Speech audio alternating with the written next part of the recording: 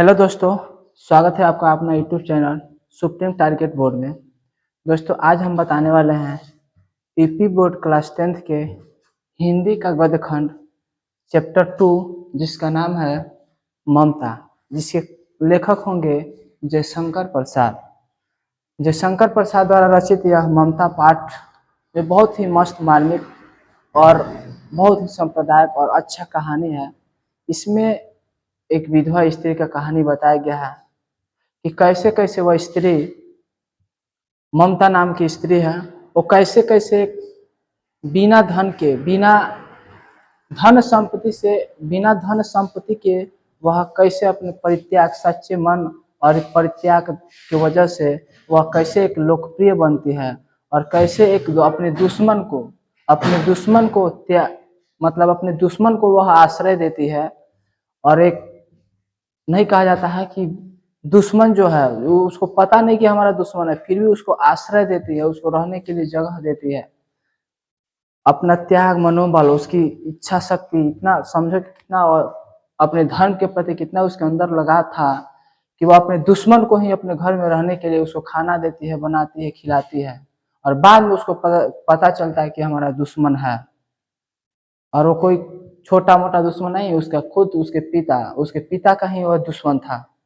तो उसका पिता का दुश्मन मतलब उसका भी दुश्मन, तो उसको आश्रय देते। बाद में उसको पता चलता है, फिर भी वो अपने धर्म के प्रति पीछे नहीं हटती है और उसकी सच्ची मन से, जैसे शत्रुता होता है, शत्रु आदमी परेशान रहता है, दुश्मन होते हुए भी उसको क्या करती है, वह खाना खिलाती है, उसको सेवा भाव करती है, यानी अपने धर्म के प्रति वह पीछे नहीं हटती है, भले ही वो उसका दुश्मन ही क्यों ना हो।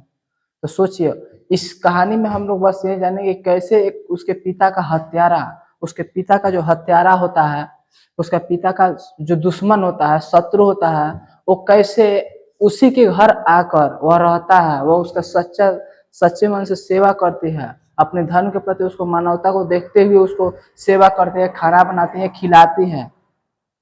और वह बाद में उसको पता भी चल जाता है कि हाँ हमारे पिता का हत्यारा है, फिर भी वह कुछ नहीं करती है और अपने प्रति सेवा, उसके प्रति जो भी है उसको करती रहती है।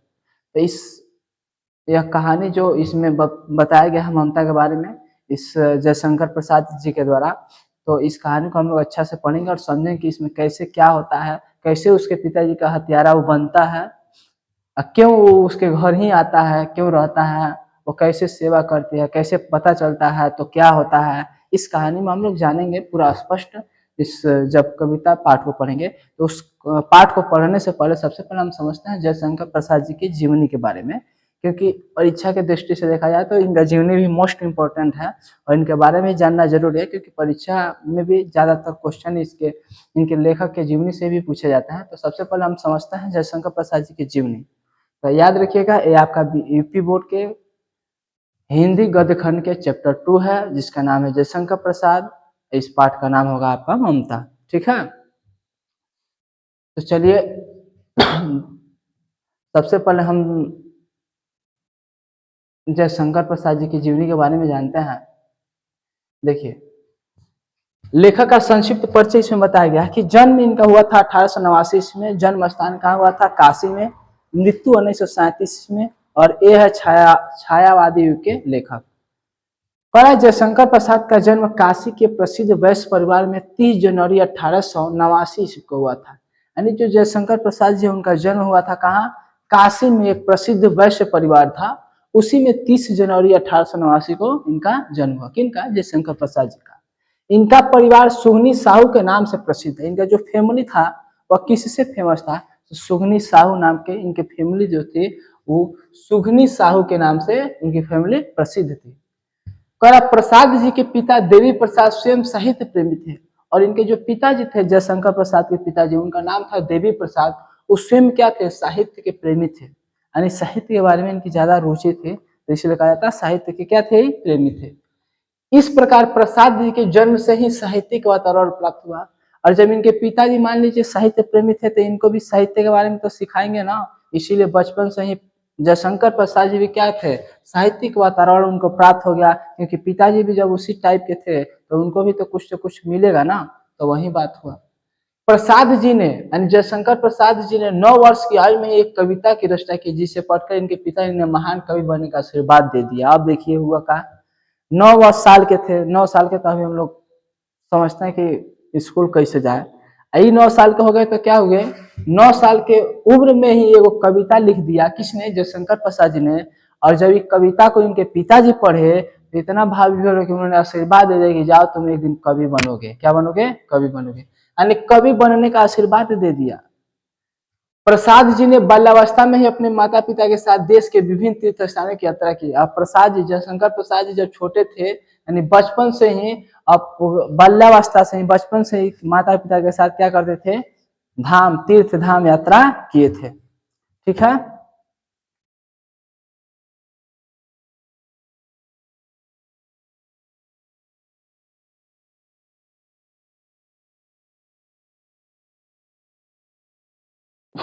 कर इनकी शिक्षा दीक्षा का प्रबंध बड़े भाई श्री शंभुनाथ जी ने किया। सर्वप्रथम इनका नाम क्वींस कॉलेज में लिखा गया, किंतु वहां इनका मन नहीं लगा। अब देखिए, करा पहले समझिए, करा तीर्थ स्थानों पर बाल्यावस्था में तो ये घूमे। कुछ समय बाद ही इनके माता पिता की क्या हो गई? मृत्यु हो गई। और कुछ समय बाद, अभी ज्यादा ही बड़े नहीं हुए थे, अभी बचपन में ही थे, तब तक इनके माता पिता की क्या हो गई? देहांत हो गई।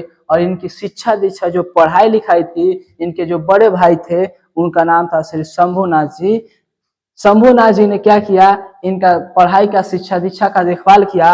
और इनका सर्वप्रथम इनका नाम क्वींस कॉलेज में लिखाया। देखिए, इनका नाम क्या किया? कॉलेज था जिसका नाम था क्वींस कॉलेज, उस कॉलेज में इनका दाखिला दिला दिया इनके बड़े भाई जो थे शंभुनाथ जी। ठीक है। किंतु वहां इनका पढ़ाई में इनका मन, जयशंकर प्रसाद जी का पढ़ाई में मन नहीं लगा। और घर पर ही योग्य शिक्षकों से अंग्रेजी और संस्कृत का अध्ययन करने लगे। और घर पर ही समझे योग्य जो शिक्षक थे, अच्छे अच्छे शिक्षक थे, उनसे होम ट्यूशन करने लगे और अध्ययन करने लगे, जानकारी लेने लगे। जब इन्होंने 17 वर्ष की हुए तभी बड़े भाई शंभुनाथ जी की मृत्यु हो गई। जब ये 17 साल के हुए तो बड़े भाई के भी क्या हो गई? भगवान बड़े भाई को भी इनके से छीन लिए और उनको भी मृत्यु हो गई। इन्होंने 3 शादियां की और जयशंकर प्रसाद जी ने 3 शादी की, किंतु तीनों ही पत्नियों की असमय मृत्यु हो गई। और देखिए इनका लक, भगवान इनका किस्मत देखिए। और इनके जो पत्नियां भी थी, 3 गो शादी किए, तीनों पत्नी भी मर गई। माता पिता भी चल बसे। बड़े भाई थे, शिक्षा दीक्षा में संभाल रहे थे, वो भी, उनकी भी मृत्यु हो गई। 3 गो शादी किए, तीनों पत्नी जो थी वो भी क्या हो गई? मृत्यु हो गई। और इसी बीच इनके छोटे भाई की भी मृत्यु हो गई। और इसी बीच इनका एक छोटा भाई था, वो भी क्या हो गया? चल बसा, वो भी भगवान को प्यारा हो गया। देखिए इनके साथ कैसी घटना घटी। इन सभी असामयिक मौतों से यह अंदर ही अंदर टूट गया। अब एक घर में सोचिए, इतना ज्यादा मौत है, वह इंसान कैसे रह सकता है? इसलिए ये अंदर ही अंदर क्या हो गया? एकदम टूट गए। समझिए कि अंदर ही अंदर इनका कोनो मतलब काम नहीं कर रहा था दिमाग। संघर्ष और चिंताओं ने स्वास्थ्य को बहुत हानि पहुंचाई। और इतना टेंशन हो गया कि इनके स्वास्थ्य भी क्या हो गई? खराब हो गई। और क्षय रोग से पीड़ित होने के कारण 15 नवंबर 1937 को 47 वर्ष की आयु में इनका क्या हो गया? निधन हो गया। और इतना कमजोर हो गए, अंदर से इतना टूट गए, इतना बेचैन हो गए कि मात्र 15 नवंबर 1937 को 47 साल को हुए थे, इसमें भी इनका भी क्या हो गया? मृत्यु हो गया। पर प्रसाद जी ने विषम परिस्थितियों में अपने धैर्य को बनाए रखा। भले कितना हो मृत्यु हुई, लेकिन जो भी विषम परिस्थिति उसमें भी उन्होंने क्या किया? अपनी साहस नहीं छोड़ा, धैर्य को नहीं छोड़ा। और उन्होंने अपने स्वाध्याय से, मतलब स्वयं सेल्फ स्टडी से कभी नहीं पीछे हटा। और घर पर ही वेद पुराण इतिहास दर्शन संस्कृत फारसी अंग्रेजी और हिंदी का गद्य गहन अध्ययन करते हुए हिंदी की सेवा में जुट गए थे। अब देखिए, बचपन से ही किसका अध्ययन किए थे? वेद पुराण इतिहास दर्शन संस्कृत फारसी अंग्रेजी और हिंदी का गहन अध्ययन करते थे घर पे ही। इन्होंने भारत के उज्जवल अतीत को अपनी रचनाओं में भी चित्रित किया। और भारत का जो उज्जवल भविष्य था उसके बारे में अपनी रचनाओं में इन्होंने क्या किया है? चित्रित किया है, मतलब बताया है। प्रसाद जी ने भारतीय इतिहास एवं दर्शन का अध्ययन किया। और जो जयशंकर प्रसाद जी है ना, उन्होंने क्या किया? भारतीय इतिहास और दर्शन का भी क्या किया? अध्ययन किया। और उसके आधार पर ऐतिहासिक नाटकों के क्षेत्र में युगांतर उपस्थित किया। और तरह तरह के देश से संबंधित इन्होंने क्या भी है? नाटक भी किया। देखिए, इन्होंने अल्पायु मतलब कम आयु में ही श्रेष्ठ अध्ययन किया और उसके आधार पर ऐतिहासिक नाटकों के क्षेत्र में युगांतर उपस्थित किया। इन्होंने अल्पायु में श्रेष्ठ ग्रंथों की रचना करके हिंदी साहित्य को समृद्ध किया और जब छोटे ही थे तभी ऐसे ऐसे रचना किए कि हिंदी साहित्य को क्या किया और भी समृद्ध बना दिया और भी फेमस बना दिया। और इनका संपूर्ण जीवन माँ भारती की आराधना में समर्पित था। इनका पूरा जो जीवन था किसके प्रति समर्पित था? माँ भारती यानी भारत माँ के प्रति क्या था? समर्पित था। प्रसाद जी बहुमुखी प्रतिभा के धनी व्यक्ति थे। देखिए प्रसाद जी बहुमुखी प्रतिभा के धनी व्यक्ति थे, उनके अंदर बहुत टैलेंटेड थे, तरह तरह के व्यक्ति मतलब अच्छे स्वभाव वाले व्यक्ति थे। ये महान कवि, सफल नाटककार, उपन्यासकार, कुशल कहानीकार और श्रेष्ठ निबंधकार थे। क्या इनके अंदर बहुत गुण थे? देखिए क्या थे? कवि भी थे, नाटककार भी थे, उपन्यासकार भी थे, कहानीकार भी थे और निबंधकार भी थे। ये सब इनके अंदर टैलेंटेड थी। इनकी कृतियां कुछ निम्नलिखित है जो आपके यहाँ समर्पित है। देखिए नाटक में था क्या था? इनके प्रमुख नाटक है चंद्रगुप्त, याद रखिएगा बहुत ही फेमस है। चंद्रगुप्त नाटक है किनका? जयशंकर प्रसाद जी का। स्कंदगुप्त, अजात शत्रु, ध्रुव स्वामिनी फेमस एकदम सबसे फेमस है। ध्रुव स्वामिनी, विशाख, राजश्री, कामना, जन्मेजय का नागयज्ञ, कौड़ालय, एक घूंट, सज्जन एवं प्रायश्चित, ये सब इनका फेमस नाटक है। याद रखिएगा परीक्षा में बहुत बार पूछा गया है। ठीक है। कहानी संग्रह यानी कहानी कौन कौन लिखे थे? तो प्रतिध्वनि, छाया, इंद्रजाल, आकाशदीप, आधी, ये सब इनका क्या है? कहानी है। ऊपर वाला नाटक था ये क्या है? कहानी है। और काव्य में क्या क्या लिखे हैं? तो देखिए काव्य में लिखे हैं कामायनी जो महाकाव्य है, झरना, लहर, आंसू, महाराणा का महत्व, कानन, कुसुम आदि प्रसिद्ध इनकी क्या है? काव्य ग्रंथ है। ये इनकी प्रसिद्ध फेमस कृतियां हैं। इस कृतियों को आप जरूर याद रखिएगा, इसको मत भूलिएगा। अब सीधे देरी न करते हुए हम सीधे क्या करते हैं? चलते हैं थोड़ा वो इनके उपन्यास वगैरह के बारे में जान ले। अभी है इसमें उपन्यास में देखिए इनका उपन्यास भी क्या है? कंकाल है, फेमस उपन्यास। तितली, इरावती, अपूर्णा आदि प्रमुख इनकी क्या है? उपन्यास है। निबंध संग्रह में क्या है? काव्य कला और अन्य निबंध भी है। सबसे फेमस है आपका काव्य कला, याद रखिएगा निबंध संग्रह में। प्रसाद जी की भाषा कैसी है? शुद्ध, सरस, साहित्यिक एवं संस्कृत निष्ठ खड़ी बोली है। यानी जब शंकर प्रसाद जी की भाषा की बात किया जाए ना तो भाषा एकदम शुद्ध, सरस और साहित्यिक संस्कृति निष्ठ क्या है? खड़ी बोली है। एक एक शब्द मोती की भांति जड़ा हुआ है। इनकी जो शब्दवा है ना मोती की भांति क्या हुआ है? जड़ा हुआ है। इनकी शैली के विविध रूप इस प्रकार है। देखिए शैली कौन कौन है? तो शैली है वर्णात्मक शैली, अलंकारिक शैली जिसमें अलंकार का प्रयोग किया गया है, वर्णात्मक वर्णों का वर्णन किया गया, भावात्मक भी शैली है, चित्रात्मक भी शैली है, चित्र बना बना के इन्होंने बताया है। ठीक है। और देखिए अब सीधे हम चैप्टर में क्या बताते हैं। पहला प्रस्तुत ममता शीर्षक कहानी में प्रसाद जी ने एक ममता जो है जो हम लोग पढ़ने जा रहे हैं ये क्या है? एक कहानी है और इसमें भारतीय नारी के आदर्शों को स्थापित करते हुए भारतीय नारी के जो क्या क्या आदर्श होते हैं उसको स्थापित करते हुए उन्होंने बताया। उनकी बेबसी एवं दयनीय स्थिति का सुंदर चित्र उपस्थित किया है। उनकी कैसी बेबसी हो जाती है और कैसे कैसे प्रॉब्लमें आती हैं उसको सुंदर बढ़िया से व्यवस्थित किया गया है। ममता विपरीत परिस्थितियों में अपने स्वाभिमान की रक्षा करते हुए अपने कर्तव्य और धर्म की पालन करती है। यानी जो कहानी ममता है वो ममता स्त्री जो है वो कैसे विपरीत परिस्थिति होते हुए भी, संकट उसके ऊपर होते हुए भी अपनी स्वाभिमान की रक्षा करते हुए अपने कर्तव्य और धर्म का जरूर पालन करती है। भले कुछ भी हो जाए लेकिन अपना धर्म और कर्तव्य वो कभी नहीं छोड़ती है। तो इस इंटरेस्टिंग कहानी को चलिए हम लोग पढ़ते हैं और इस कहानी को पढ़ के समझते हैं कि क्या है इसमें। आपको बता चुके हैं पहले, फिर एक बार और बता रहे हैं। इसमें एक लड़की विधवा है जिसका नाम ममता है। वो कैसे अपने पिता के हत्यारे का बदला तो बत नहीं लेती है लेकिन उसके पिता का जो हत्यारा है वो खुद उसके घर आके, उसको खुद नहीं पता चलता है और घर आके उसके रहता है। और ये जो ममता है अपने धर्म के प्रति स्वाभिमान को रक्षा करते हुए उसका सेवा करती है। उसको ये भी नहीं पता है कि हाँ ये हमारा दुश्मन हमारे पिताजी को मारने वाला है, फिर भी अपने धर्म की रक्षा करने का। सोचिए इतना संकट में आपका, यदि आपका दुश्मन कोई आपके सामने आपके दरवाजे पे आके भीख मांगे, पानी मांगे तो आप उसको क्या करेंगे? उस समय क्या जवाब देंगे? बट ममता ऐसा कुछ नहीं करती है, बस अपने धर्म के प्रति वो दुश्मनी को भी भूल जाती है और उसकी क्या करती है? सेवा करती है। स्वाभिमान, अपनी स्वाभिमान की रक्षा के लिए सेवा करती है। ठीक है। तो चलिए हम लोग अब पढ़ते हैं ममता चैप्टर।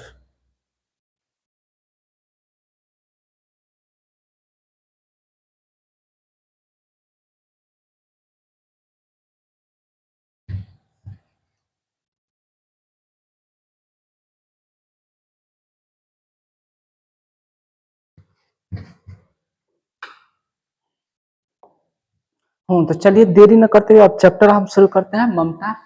और इसमें बताते हैं कि क्या कैसे कहानी होती है, कैसे वो घटना घटता है कि उसके दुश्मन उसके पिता के शत्रु आते हैं और उसके आश्रम में रहते हैं, खाते हैं पीते हैं और उनकी सेवा भी करती है, फिर भी उसको पता नहीं चलता। तो चलिए इंटरेस्ट इस कहानी को पढ़ते हैं।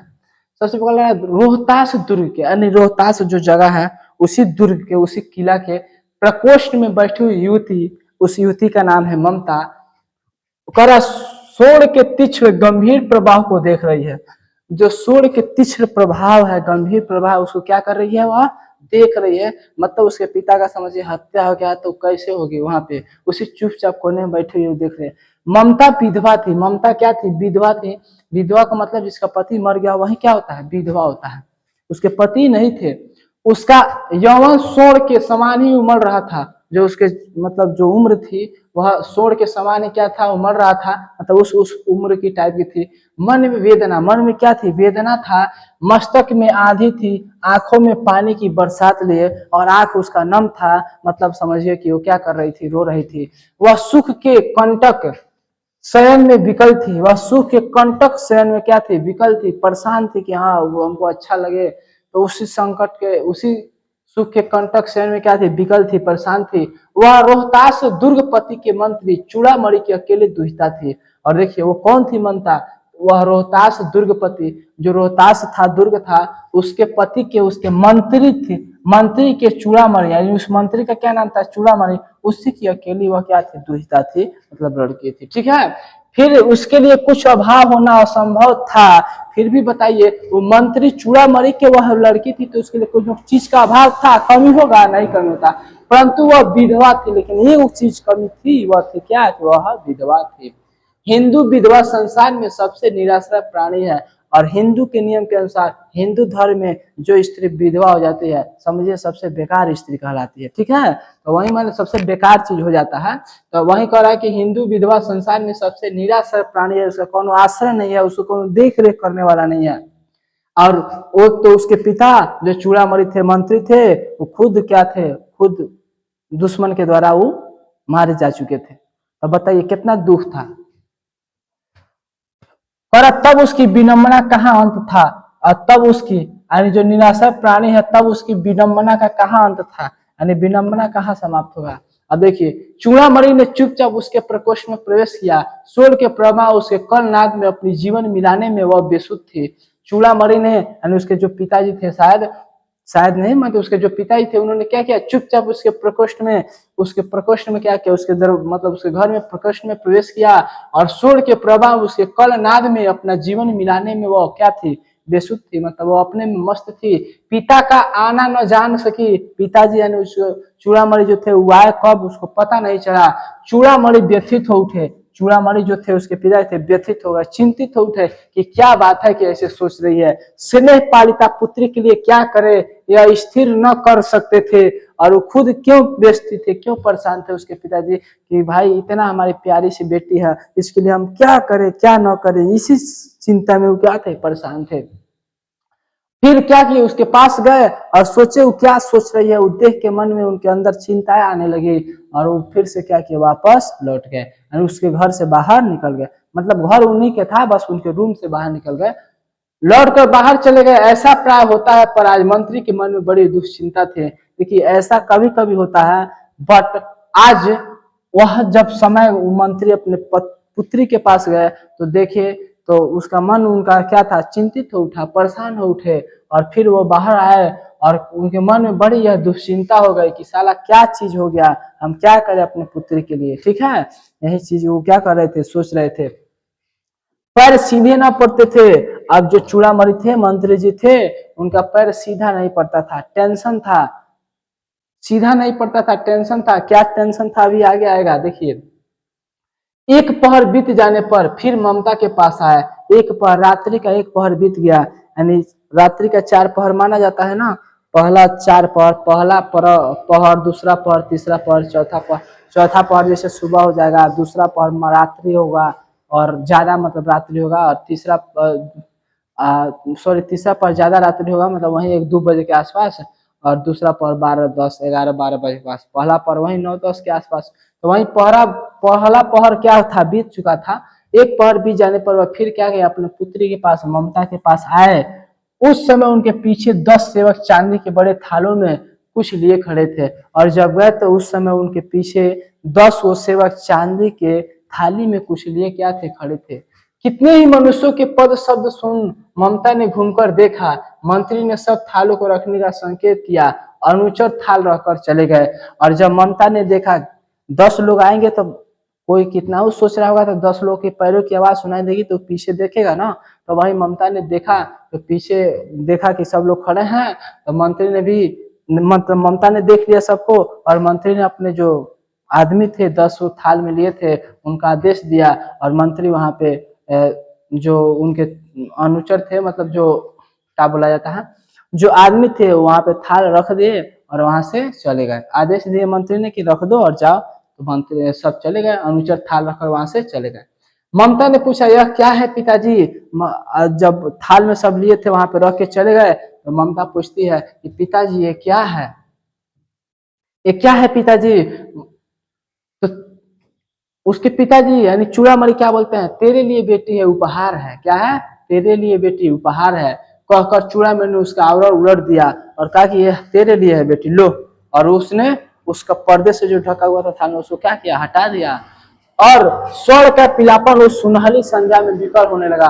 ममता चौंक उठी, और उसने क्या था, सोने की चीज रखी थी और उस एकदम चमकने लगा, जैसे ही हटाया वो एकदम क्या हो गया, चमकने लगा। ममता देखी तो चौंक उठी, क्या है ये, क्या है, इतना स्वर्ण यह कहाँ से आया। अब ममता कहते अरे पिताजी इतना सोना यह कहाँ से आया। तो उसके पिताजी कहते हैं चुप रहो ममता, यह तुम्हारे लिए है, तुम चुप रहो, कुछ मत बोलो, यह क्या है, तुम्हारे लिए है। तब ममता फिर कहती है तो क्या आपने मलेक्स का उत्कोच स्वीकार कर लिया पिताजी, यह अनर्थ है, अर्थ नहीं है, लौटा दीजिए पिताजी, हम लोग ब्राह्मण हैं, इतना सोना लेकर क्या करेंगे। तो उसके मतलब सोना देते हैं अपने लड़की को, कहते हैं तुम्हारे लिए है।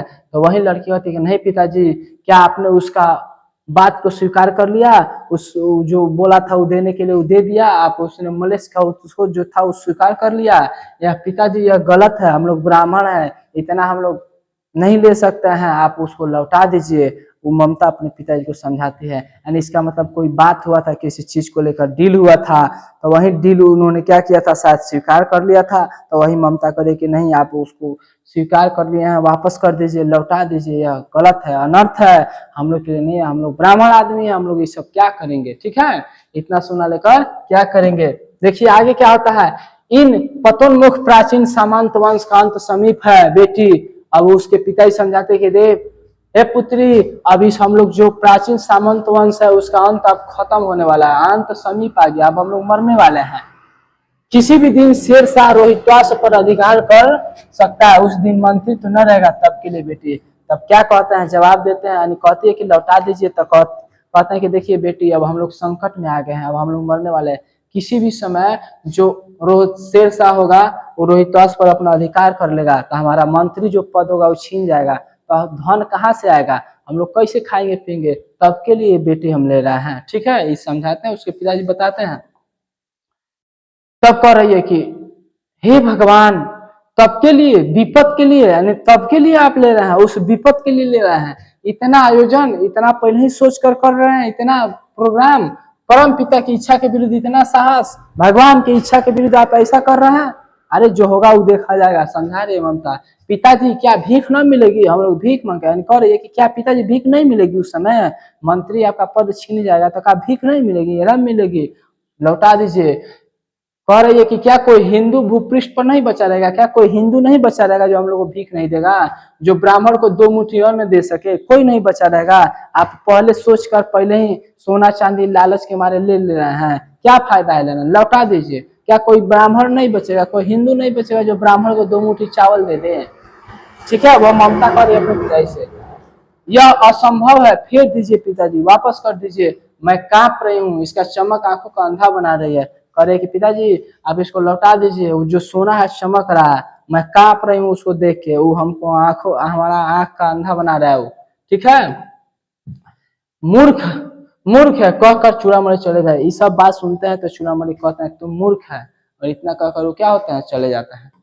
दूसरे दिन जब डोलियों का तांता भीतर आ रहा था, ब्राह्मण मंत्री चूड़ामणि का हृदय धक धक करने लगा। दूसरे दिन क्या हुआ था, उस डोलियों का तांता उसके भीतर आने लगा, घर के भीतर आने लगा।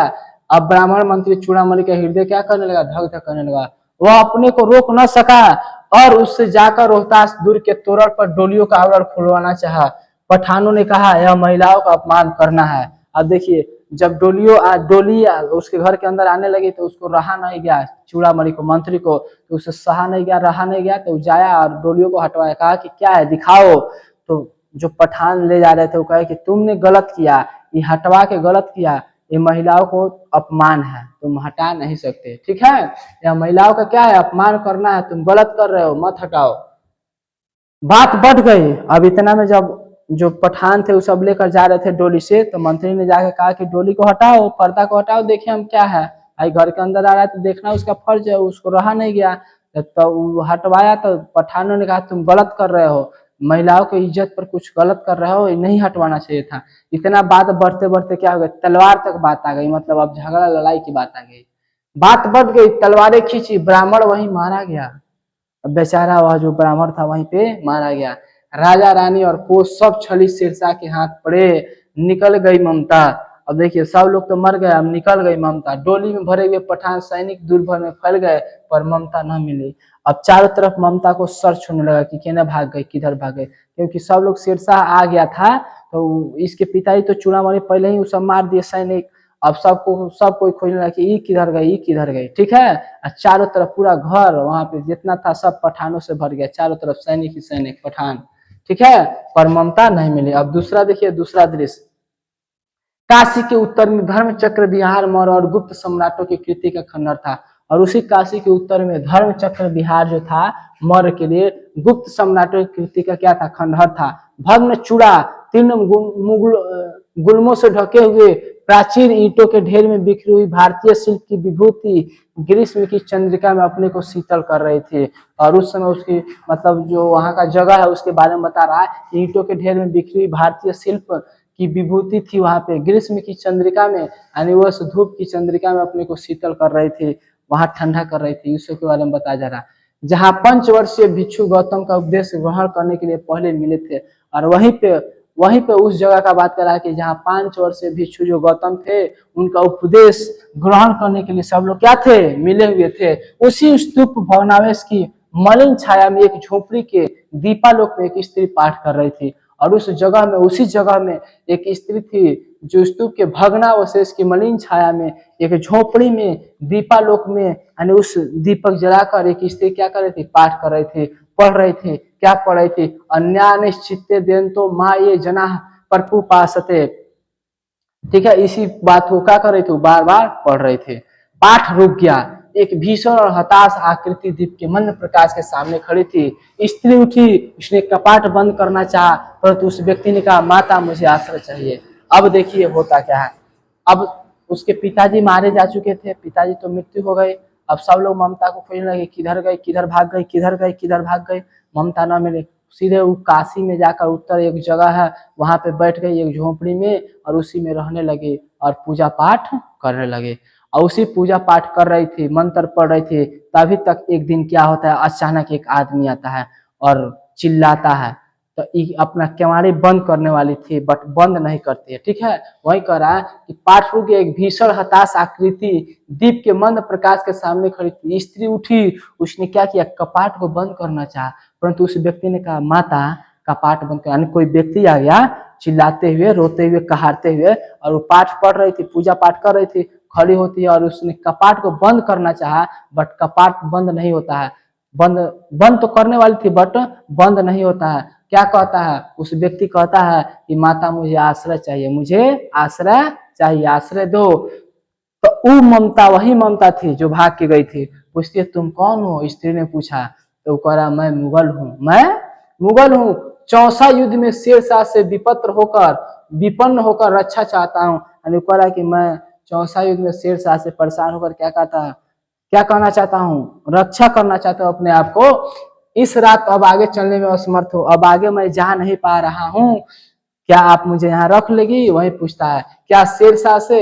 अब वह स्त्री पूछती है अपने पाठ ओठ काट लिए, और मतलब अपने ओठ को दांत से काट के कहते अच्छा क्या शेरशाह से हार कर आ रहे हो, उसी से भगा रहे हो जान अपना, तो कहता हाँ माता उसी से, अब इससे आगे हम को चला नहीं जा रहा, आप हमको यहाँ पर रख लीजिए। फिर देखिए ममता क्या कहती है, ममता कहती है परंतु तुम भी वैसे ही क्रूर हो, जब तुम उसे लड़ के आ रहे थे इसका मतलब तुम भी तो क्रूर हो, वही भीषण रक्त की प्यास, वही निष्ठुर प्रतिबिंब तुम्हारे मुख पर भी है, यानी करे कि तुम भी उसी टाइप के हो, जब उसे लड़ के आ रहे थे तुम भी क्या हो, उसी टाइप के हो, वही निष्ठुर प्रतिबिंब तुम्हारे मुख पर भी है। सैनिक मेरी कुटी में स्थान नहीं है, जाओ कहीं दूसरा आश्रय खोज लो, और कहती है मेरी जगह स्थान नहीं है, मेरी जगह, मेरे यहाँ तुम्हारे रहने के लिए कौन जगह नहीं है, यहाँ से जाओ दूसरा आश्रय खोज लो। फिर देखिए गला सूख रहा है, साथी छूट गए हैं, अब वह व्यक्ति कहता है कि गला हमारा क्या है, सूख रहा है, साथी जो थे वो सब छूट गए हैं, अश्व जो हमारा था गिर पड़ा है, जो घोड़ा था क्या हो गया है, गिर पड़ा है, इतना थक गया हूँ, इतना थक गया हूँ, इतना थक गया हूँ कि कहते कहते वह व्यक्ति ढंग से क्या हो गया, बैठ गया, और उस सामने ब्रह्मांड घूमने लगा, मतलब उसको चक्कर आने लगा। स्त्री ने सोचा यह विपत्ति कहाँ से है, अभी जब इतना प्रॉब्लम था ये सब बताया और फिर वहीं बैठ गया, अब उसको चला नहीं जा रहा था, तो स्त्री को समझ में आया कि ये विपत अब कहाँ से आ गया, यह विपत्ति कहाँ से आई, उसने जल दिया, अब बेचारी क्या करती, उसने उसको जल दिया, मुगल के प्राणों की रक्षा हुई, जल दे दिया, उसको बचाया, उसको रक्षा भी की, उसका प्राण ही बच गया। वह सोचने लगी सब विधर्मी दया के पात्र नहीं है, सोचते कि जितना भी विधर्मी है सब दया के पात्र नहीं है, सब हत्यारे हैं, सब लड़ने वाले हैं, वही कहते हैं कि सब विधर्मी दया के पात्र नहीं है, मेरे पिता का वध करने वाले आतताई, घृणा से उसका मन विरक्त हो गया, अब यही सोच रहे कि आखिर में इसी में न कौन हमारे पिता का मारा होगा, उसकी घृणा से मन को क्या हो गया, विरक्त हो गया। ठीक है, वही कह रही है कि सब विधर्मी क्या है, दया के पात्र नहीं है। आगे देखिए, स्वस्थ मुगल ने कहा, अब मुगल तो स्वस्थ हो गया, पानी वानी पी लिया, अच्छा हो गया, माता तो फिर मैं चला जाऊं, अब वो कहता है कि माता मैं अब चला जाऊं। स्त्री विचार कर रही थी, सोच रही थी कि मैं ब्राह्मण हूँ, मुझे तो अपने धर्म अतिथि देव की उपासना का पालन करना चाहिए, परंतु यहाँ नहीं नहीं सब विधर्मी दया के पात्र नहीं, परंतु यह दया तो नहीं, कर्तव्य करना है। तब अब वही सोच रही कि मैं क्या करूँ, इसको भेज दूं कि न भेजूं, अपने आप में सोच रही है और कह रही है मैं तो ब्राह्मण हूँ, मेरा धर्म है सेवा करना, क्या करूँ, फिर सोचते हैं ना ये सब मार काट करने वाले हैं, विधर्मी है सब, ये भी इन्हीं में से कोनो ना कोनो हमारे पिताजी को मारा, फिर कहते हैं ना नहीं रखेंगे, तब कहते अच्छा रख लेते हैं, भगवान हमको इसीलिए बनाया, ये सब ये सोचती होती है, करती सोचती है क्या करे। आगे देखिए, मुगल अपनी तलवार टेकर उठ खड़ा हुआ, और तब मुगल ने अपना तलवार के सहारे उठ के खड़ा हो गया। तब ममता ने कहा क्या आश्चर्य है कि तुम भी छल करो, ठहरो, छल नहीं, तब नहीं स्त्री, जाता हूँ, तैमूर का वंशधर इसी से छल करेगा, जाता हूँ, भाग्य का खेल है, यानी कहते हैं कि अब तुम तो ठीक हो गए तो तुम भी छल करोगे, हमको मार दोगे, कहीं हो सकता है, तो कह रहा है ना ना ना ऐसा कुछ नहीं, हम नहीं मारूंगा, हम ऐसा तैमूर का वंशधर है कि स्त्री के साथ हम छल नहीं करते हैं, मैं जाता हूँ, हाँ सब भाग्य का खेल है, मैं यहाँ से चला जाऊंगा। ममता ने मन में कहा कि यह कौन दुर्ग है, यहाँ झोपड़ी है, झोपड़ी ना, जो चाहे ले ले, मुझे अपना कर्तव्य करना पड़ेगा। अब ममता सोचती है कि क्या करें, कहाँ भेजे, यह कौन सा दुर्ग है, यह झोपड़ी है ना, जो चाहे ले ले, मुझे तो अपना क्या करना है, कर्तव्य करना है। वह बाहर चली आई और मुगल से बोली, और बाहर आते मुगल तो जाने लगता है, लेकिन बाहर आते और बोलती है जाओ भीतर थके हुए भयभीत पथिक, अब कहते कि ऐसा तुम मत जाओ, जाओ भीतर आराम करो, तुम थक गए हो, भयभीत हो, जाओ अंदर जाओ, तुम चाहे कोई भी हो, मैं तुम्हें क्या करता हूँ, आश्रय देता हूँ, कहते कि चाहे तुम जो भी हो, हमारे पिता का हत्यारा हो चाहे नहीं हो, जाओ मैं तुम्हें आश्रय देती हूँ, मैं ब्राह्मण कुमारी हूँ, हमारा कर्तव्य है धर्म की रक्षा करना, अपना पालन करना। तो वही करे कि मैं ब्राह्मण कुमारी हूँ, सब अपना धर्म छोड़ दे तो मैं भी क्यों छोड़ दूं, मैं अपना धर्म नहीं छोड़ूंगा, भले तुम छोड़ दो हमें मार दो, लेकिन मैं नहीं छोड़ूंगा। मुगल ने चंद्रमा के मंद प्रकाश में वह महिमा में मुखमंडल देखा, उसके चेहरे तरफ देखा, उस ब्राह्मण कुमारी के, उनके मन ही मन नमस्कार किया, और वह मुगल जो था, जो परेशान था, भाग के आया था, मन ही मन नमस्कार किया। ममता पास की टूटी हुई दीवार में चली गई, भीतर थके पथिक ने झोपड़ी में क्या किया, विश्राम किया। ममता अपने घर में चली गई और वहीं पे पथिक भी क्या किया, विश्राम किया।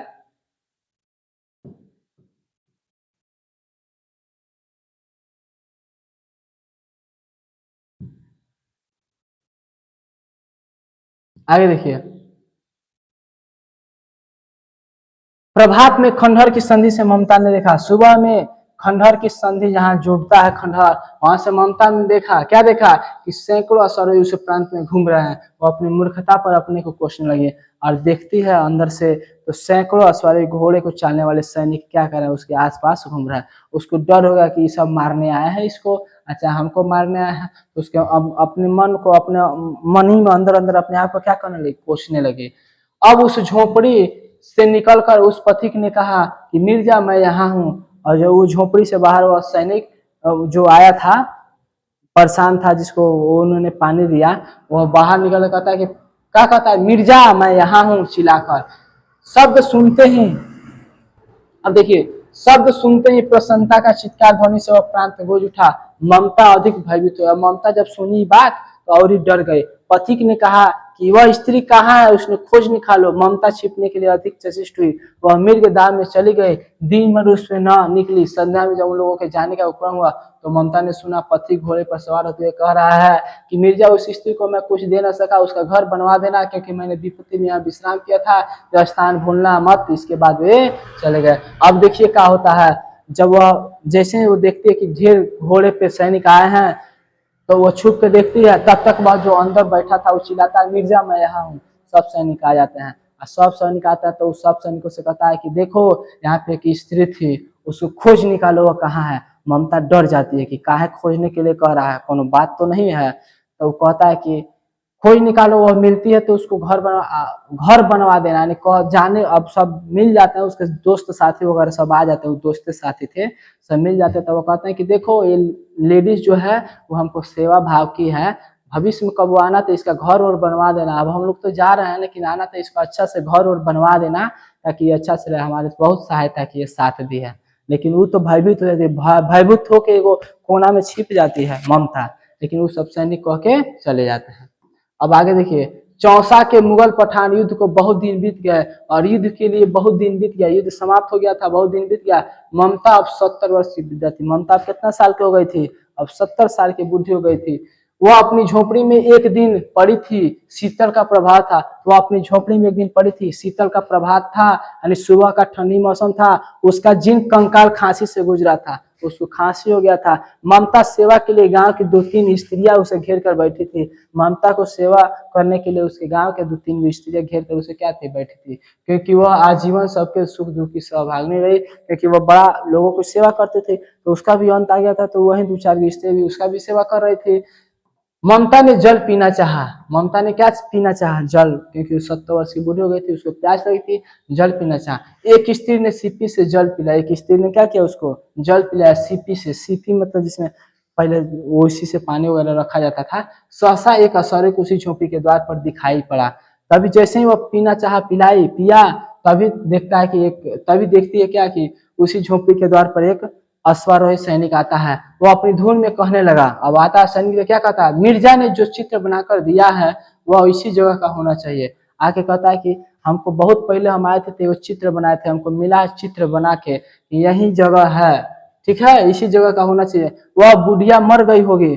अब वो कहता है कि वह बुढ़ी तो मर गई होगी, बहुत पहले हम लोग आए थे, वह बुढ़ी तो मर गई होगी। अब किससे पूछूं कि एक दिन शहंशाह हुमायूं किस छप्पर के नीचे बैठे थे, यह घटना भी तो मैं 47 वर्ष से ऊपर की हुई है।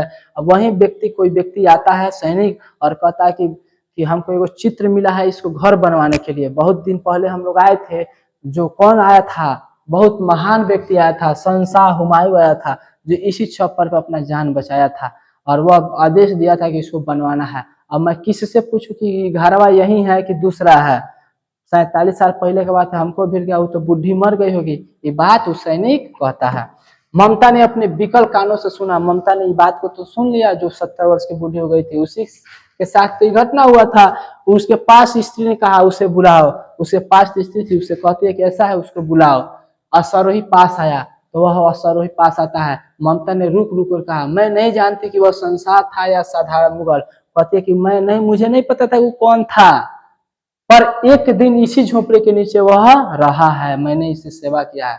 और कह रहे कि मैंने सुना था कि वह मेरा घर बनवाने की आज्ञा दे चुका है, मैं आजीवन अपनी झोपड़ी में रही हूँ।